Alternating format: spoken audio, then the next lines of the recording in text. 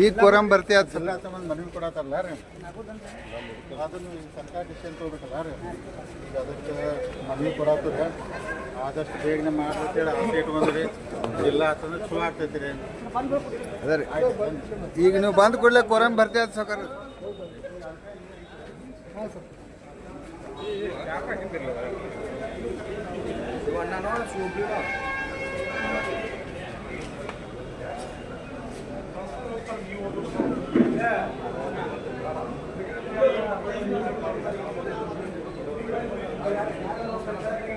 ಈಗ ಒಳಗಡೆ ಮುಖ್ಯಮಂತ್ರಿಗಳು ಗೋಕಾಕ್ ತಾಲೂಕಿನ ನಾಯಕರ ಜೊತೆ ಗೋಕಾಕ್ ಜಿಲ್ಲೆ ಮಾಡುವ ಕುರಿತು ಚರ್ಚೆಯನ್ನು ಮಾಡ್ತಾ ಇದ್ದಾರೆ. ಸಭೆ ನಡೀತಾ ಇದೆ. ಈ ಸಭೆಗೆ ಈಗ ಸದ್ಯಕ್ಕೆ ಮಾಜಿ ಸಚಿವರಾಗಿರುವಂತಹ ಬಾಲಚಂದ್ರ ಜಾರಕಿಹೊಳಿ ಅವರು ಕೂಡ ಈಗ ಸಭೆಯಲ್ಲಿ ಭಾಗವಹಿಸಲಿಕ್ಕೆ ಇಲ್ಲಿಗೆ ಬಂದಿದ್ದಾರೆ.